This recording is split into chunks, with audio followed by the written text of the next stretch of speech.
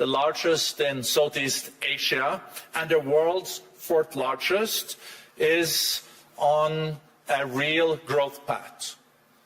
We're expecting 5 to 6% economic growth this year, and that is also demonstrating the country's crucial role as an anchor of stability, dialogue, and resilience in an increasingly turbulent and uncertain global geoeconomic environment. Once again, Mr. President, we're so delighted to have you here. Thank you for your leadership, and we're looking forward to seeing you also at the Ocean Impact Summit later this year. Welcome, Mr. President.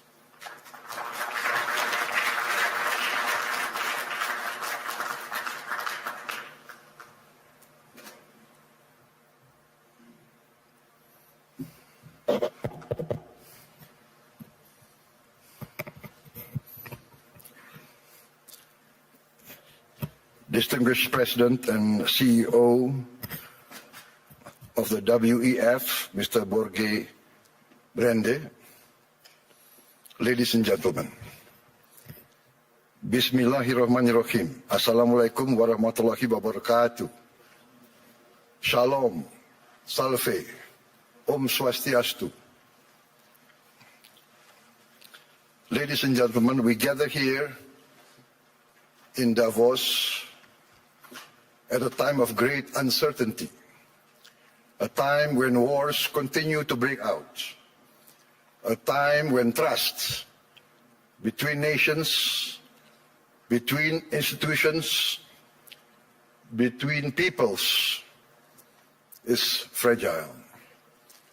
History teaches us peace and stability are our most valuable assets. Peace and stability are the ultimate prerequisites for growth and prosperity. There will be no prosperity without peace. Excellencies, distinguished delegates, the IMF recently described Indonesia as, I quote, a global bright spot with strong economic growth amid a challenging external environment. While the world had faced tightening financial conditions, trade tensions, and political uncertainty, Indonesia continues to grow.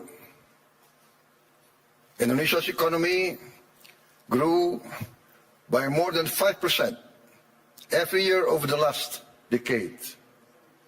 And I'm confident that this year, our growth will be higher.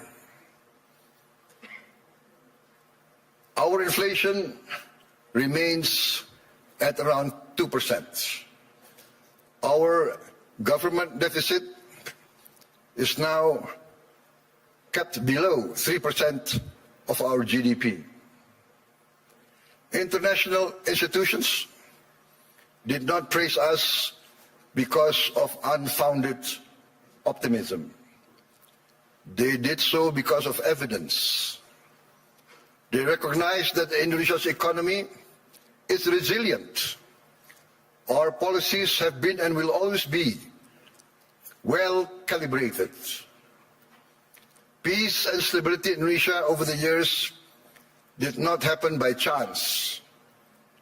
Peace and stability in my country did not happen by luck.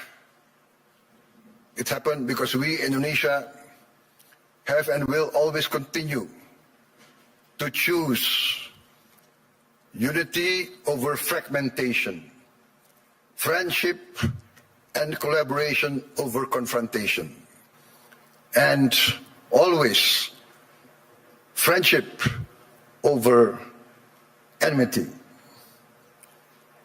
Our credibility, hard-earned over many years, has been protected. Credibility once lost is very expensive to regain. Indonesia, in our history, has never once defaulted on our payments of our debt. Not once. succeeding regimes always pay the debts of the preceding regime. Successive presidents will always honor the debts of the previous administration. Excellencies, distinguished friends, in addition to requiring peace and stability, growth requires statecraft and capital, in particular the efficient allocation and reallocation of capital.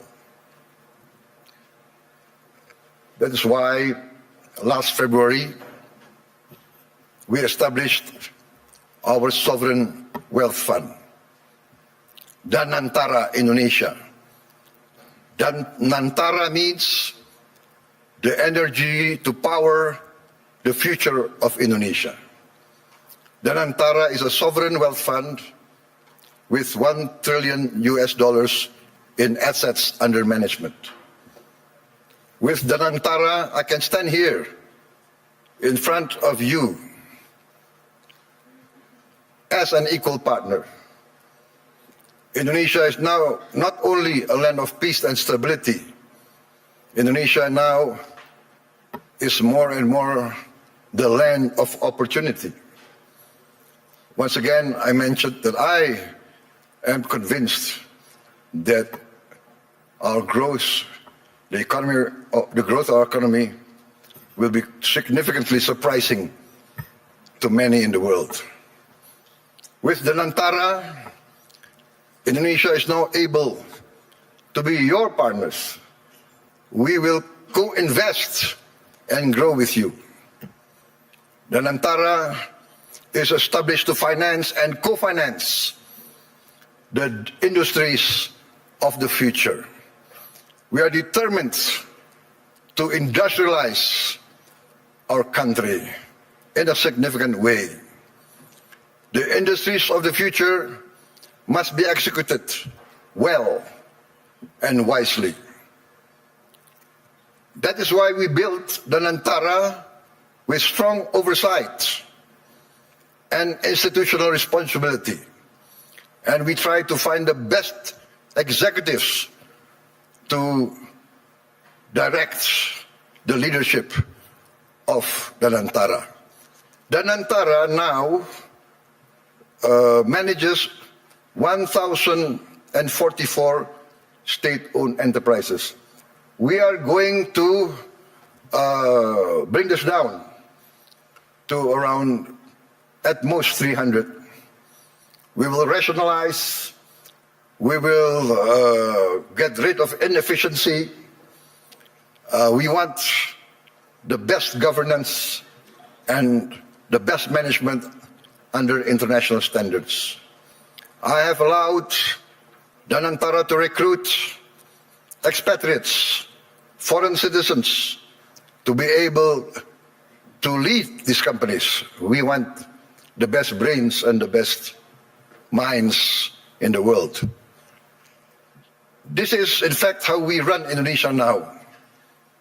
From our social programs to our efforts to downstream our natural resources, to our efforts to reach self-sufficiency in food and energy. All are now accompanied by strong oversight and capable leaders. In the first 2 months of my administration, we carried out a vigorous efficiency program. We saved $18 billion by stopping inefficient and dubious programs from our budget, and redirected these funds to projects that directly improve livelihoods and impact all of society.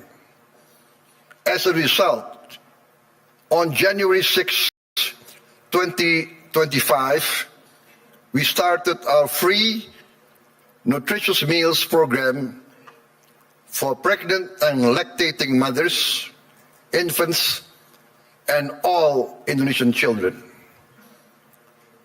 On our first day, we started with 190 kitchens, serving 570,000 people per day. 570,000 meals per day. Today, in 1 year, we have achieved 21,102 kitchens serving nationwide. As of last night, we are producing 59.8 million meals for 59.8 million children, mothers, and elderly living alone. They receive these meals every day. To put this into context, in about a month's time, we will surpass McDonald's, 68 million meals a day.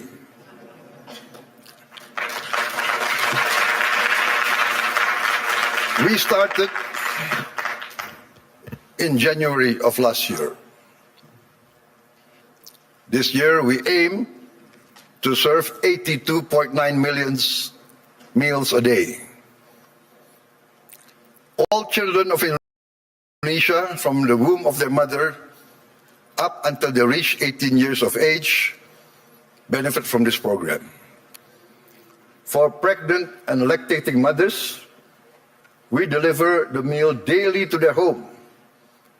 This is also delivered to their homes for the elderly living alone. To put this in the context I mentioned, I think McDonald's started their first kitchen in 1940.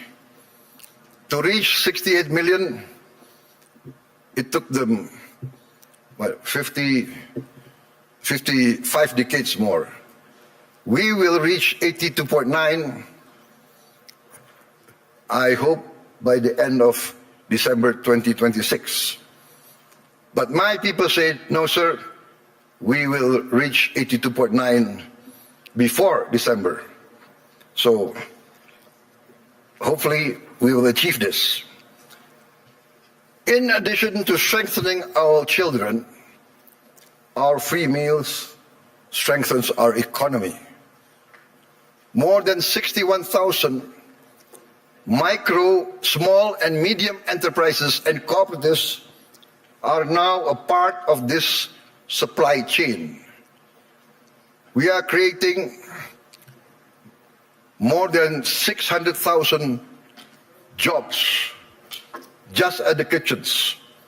At its peak, we are optimistic it will reach 1.5 million direct jobs with vendors, with suppliers. There will be another more than 1 million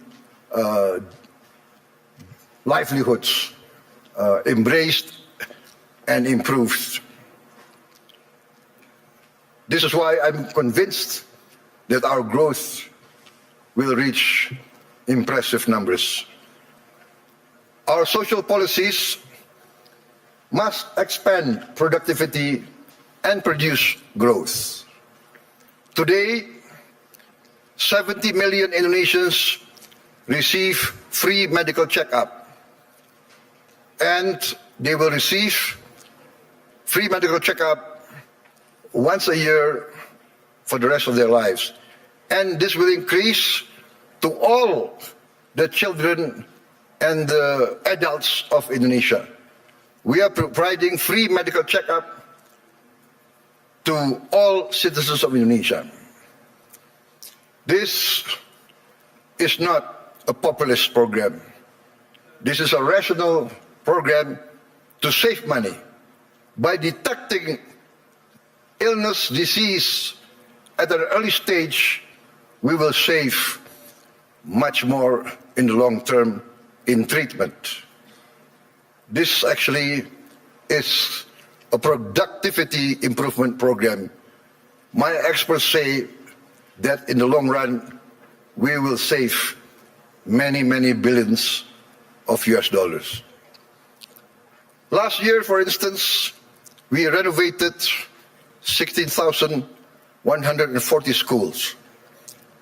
We equipped 288,000 schools, each with one 75-inch interactive flat panels as part of our digitalization of our education program. Next year, in this coming year, 2026, we will add another 1 million of these interactive smart panels so that every school will have at least 3 to 4 classrooms with these panels. And we hope within 3 years, all the schools of Indonesia will have at least 6 classrooms with digital interactive panels. That means that I, for instance, in Jakarta, I can drop in on any school of Indonesia and I can see the quality of teaching of the teachers. I can see the reaction of the children. And in the first weeks, we see the enthusiasm of the children, the enthusiasm of the teachers, of the villagers. Many of them cry when they see the panels coming in.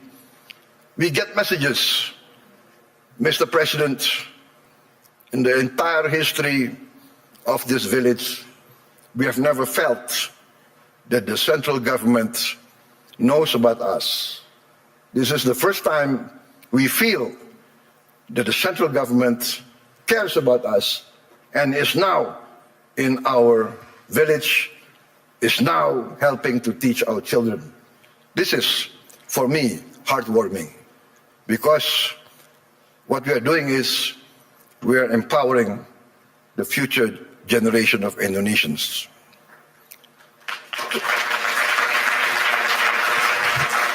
Why does this matter to global investors gathering here at the World Economic Forum?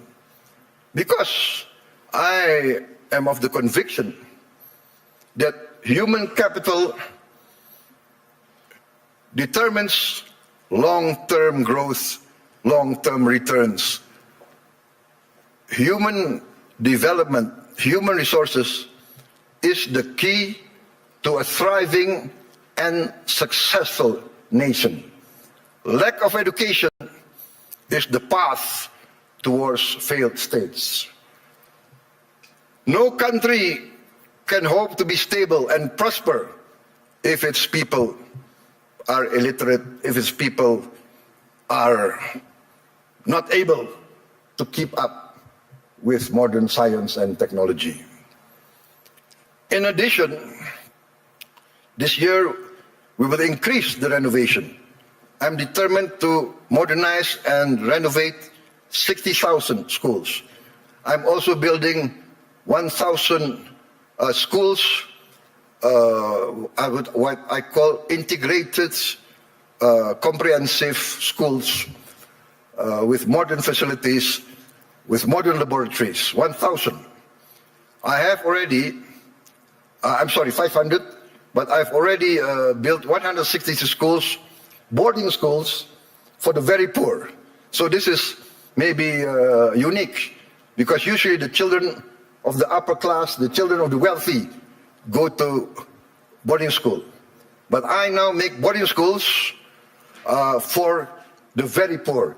Their only condition for entering the school is they must come from the bottom deciles of our society. Those who are very poor, I'm taking their children. I want to cut the chain of poverty. Usually in countries like my countries of the global south, countries of the third world, countries coming out of hundreds of years of colonialism, usually the son of a poor peasant will be a poor peasant. The son of a garbage collector will be a garbage collector. The son of a street hawker will be a street hawker. The son of a day laborer in the harbor will also be a day laborer in the harbor. This is what we call in the Global South the circle of poverty. I'm determined to break the circle. I'm determined that the son of the poorest should not be poor. They must be given equal opportunity. And that's why I've already built 166, and I will build total 500 of these boarding schools. And another 500 not boarding schools, but centers of excellence to boost the other children who are brighter. Also, I've started 20 new boarding schools for the academically gifted. I'm also building 10 new universities, and I'm discussing and negotiating with the best universities of Europe, United Kingdom, and North America to twin them and to produce universities and campus of international standard. In addition, we are now in the process of building 83,000 cooperatives with 83,000 warehouses, 83,000 cold storage, 83,000 mini markets, 83,000 village drugstores selling generic medicine, and all subsidized goods direct to the villagers without intervention from too many middlemen. We are also going to modernize what we call the new fishing villages. We will build at least 1,000 this year, but we actually want to allocate funds for 5,000 villages. Each village will have 2,000 fishermen. We hope to impact 10 million fishermen with their wives and their children. This will impact at least 40 million Indonesians. We have started a pilot project in Biak, in Papua, and the result is very heartening. The average increase in their livelihood is 60% increase in their annual livelihood. Why? Because before, to get ice was impossible for them. There was no ice-making factory near their villages.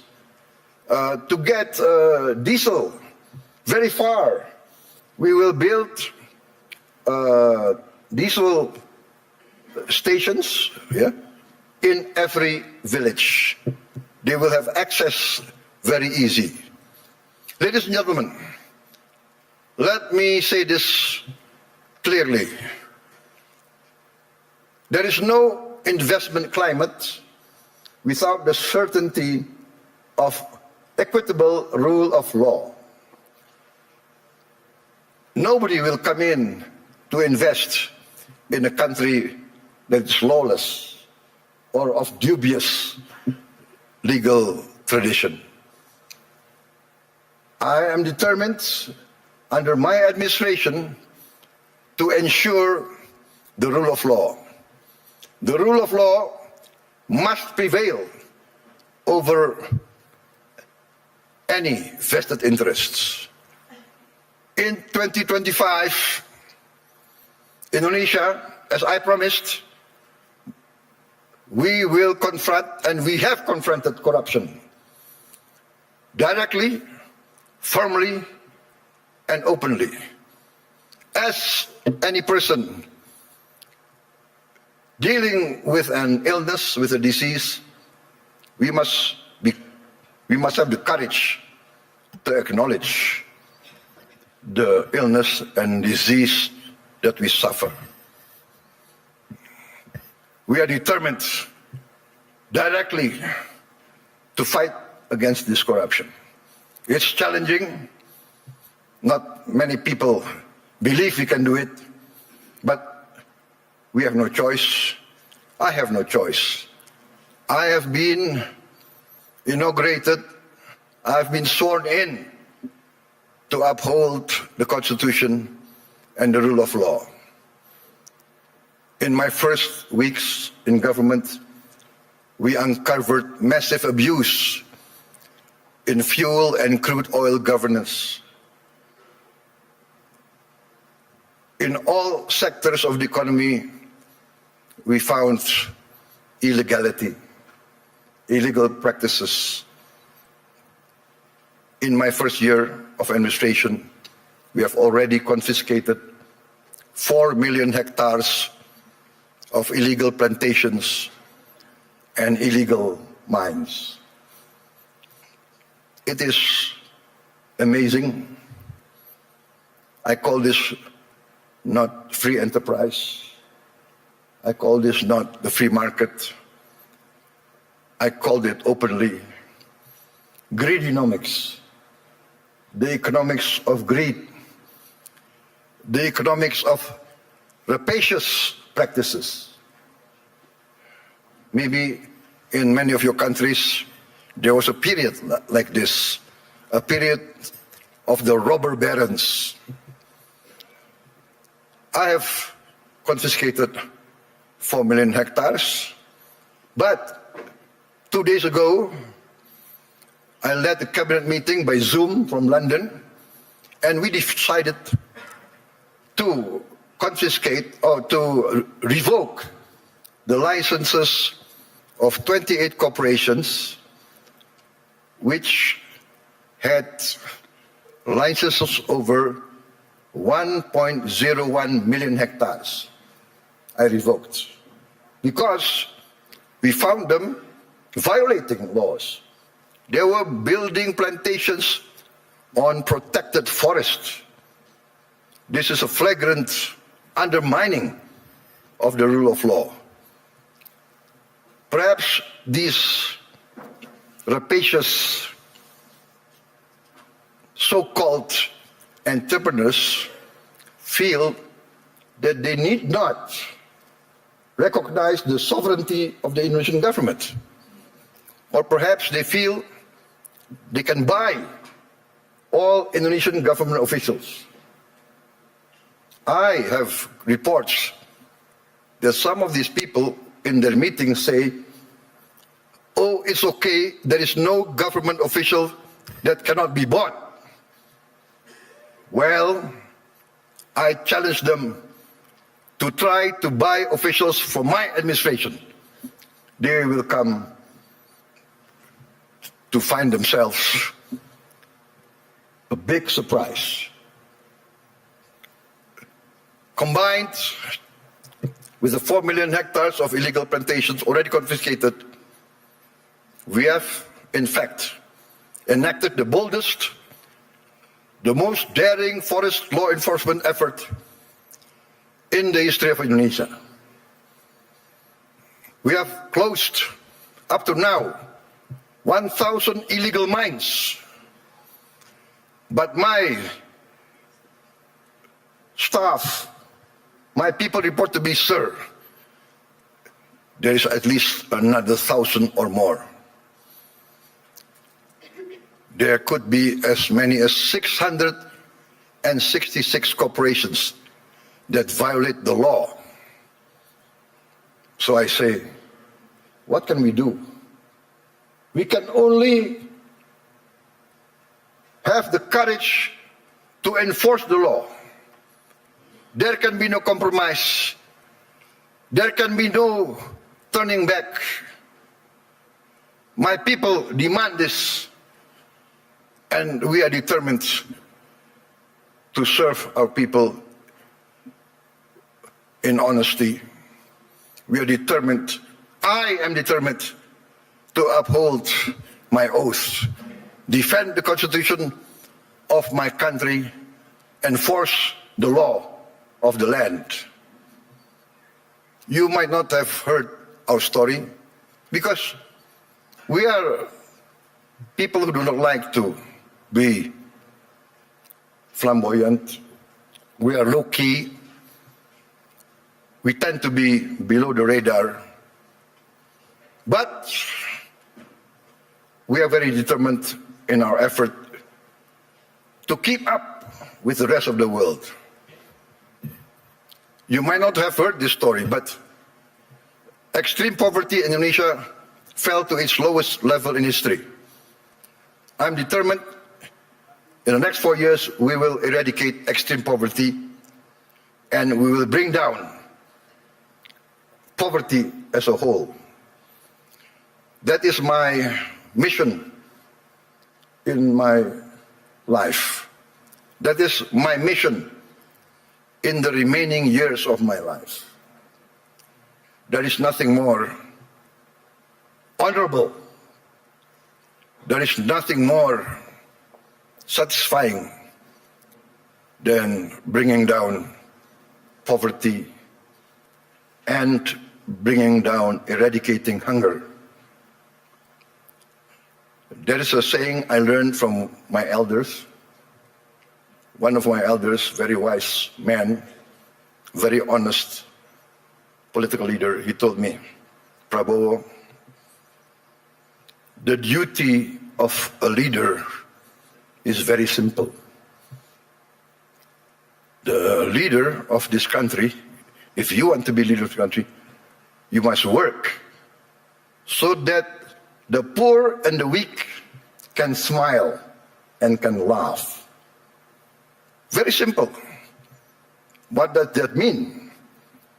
If the poor, the weak can smile and can laugh, that means they have hope. That means they see a future. That means their livelihood is being improved. So that is my mission now, to make the poorest of Indonesians, the weakest of Indonesians, smile. I think part of this is we must combat corruption, manipulation, malfeasance. Ladies and gentlemen, a few days ago, I was surprised myself. Gallup poll and Harvard University found that a research survey of hundreds of countries found that Indonesia, the Indonesian people is the most happiest people, the most flourishing country in the world with the people the most optimistic. This is a bit heartening, but for me also a bit sad. I know my people. Many of them live in shacks. Many of them do not have clean water. Many of them do not have bathrooms. Many of them eat rice with salt. And yet they smile. And yet they have hope. We also achieved self-sufficiency in rice. The first time in many, many years, our rice production is the highest in the history of Indonesia. I gave a target to be self-sufficient in 4 years. I gave a target to my team. They did it within 1 year. I am convinced in the next 4 years, we will be self-sufficient in the other food products. Corn, sugar, protein. Excellencies, distinguished delegates, Indonesia does not fear economic integration. We are a trading nation for hundreds of years. We conclude now trade agreements not because it is fashionable, but we consider it necessary. We believe in the concept of win-win. Last year we signed free trade agreements and comprehensive economic partnership agreements with Europe, with the EU, Canada, Peru, Eurasia. I have just visited the United Kingdom to sign our new strategic partnership. also an economic growth agreement. And we hope next year we can conclude a comprehensive economic partnership agreement with the United Kingdom. This is part of our strategy to deepen productivity, reduce barriers, unlock private sector growth for Indonesia, ASEAN, and the Global South.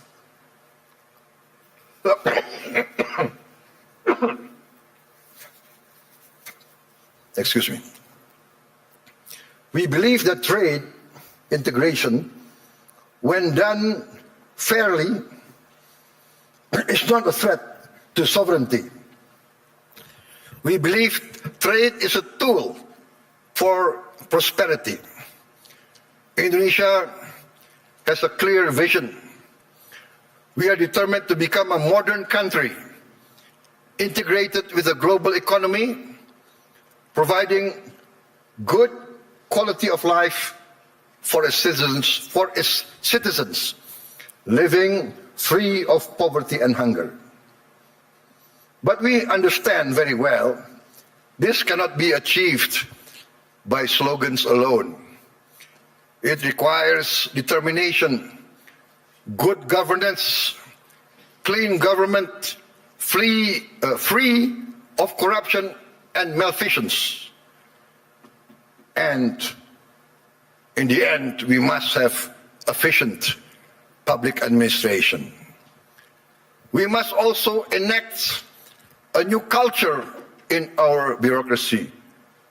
Our government must serve the general good and must not entrench itself in collusion with greedy and rapacious economic players. Achieving our mission also requires smart investment in infrastructure, simplifying rules and regulations, getting rid of too much red tape, and of course, significant investment in health and education. Distinguished delegates, friends, economic growth requires a dynamic private sector. Indonesia is and will always be open for foreign and domestic investment. And we realize the prerequisite for investment is political and economic stability. Also, the certainty of equitable rule of law, guaranteed by a strong, clean and democratic government. Indonesia today offers sustainable growth with stability. We may be very low-key, we may be below the radar, we don't like to be flamboyant, to be bragging. We believe in evidence, evidence-based action. In fact, I was invited to speak last year here, and I declined. Why? Because had I come last year, I would have only been leading my administration only for 2 months. So what will I be able to say? I will only be able to talk, to give platitudes. Today, I stand before you with confidence, with pride in our achievement. We have in 1 year achieved tremendous gains, tremendous reforms. We have wiped away hundreds and hundreds of regulations that do not make sense, regulations that hinder fairness, that create the culture of corruption. Hundreds of regulations we have wiped out in 1 year. Ladies and gentlemen, peace and stability is a long and arduous program. But if you want to take something from my talk today, maybe it should be this. Indonesia chooses peace over chaos. We want to be a friend to all, an enemy to none. 1,000 friends too few for us, one enemy too many. We want to be a good neighbor, a good, responsible citizen of the world, protecting the environment, protecting nature. We must not destroy nature. We must live with nature. We must maintain and be a part of a future full of hope. Hope grounded in credibility, execution of sound public policy, and continuous record of growth with equity. Let us build the world we want to live in together. Let us continue the journey to improve the quality of life for all, to live in peace, freedom, friendship, tolerance, coexistence, and cooperation for all races, all ethnicity, all religions. Let us continue our pursuit of justice for all, security and freedom for all. I look forward to seeing many of you here in this room, in Indonesia, because in Bali this June, we will host the first Ocean Impact Summit, together with the World Economic Forum, which Indonesia is sponsoring, together with the important participation of Mr. Ray Dalio and his research vessel, Ocean X. There is a SpaceX, I think, from Mr. Elon Musk, but I think Mr. Ray Dalio is one of the pioneers in ocean research. And Indonesia, being 3/4 sea, we are very concerned about the future of our ocean. Ladies and gentlemen, thank you very much for your attention. May you go in peace with the blessing of the Almighty God. Wassalamualaikum warahmatullahi wabarakatuh. Shalom, Salve, Om Shanti, Shanti Om. May peace be upon us all. Thank you.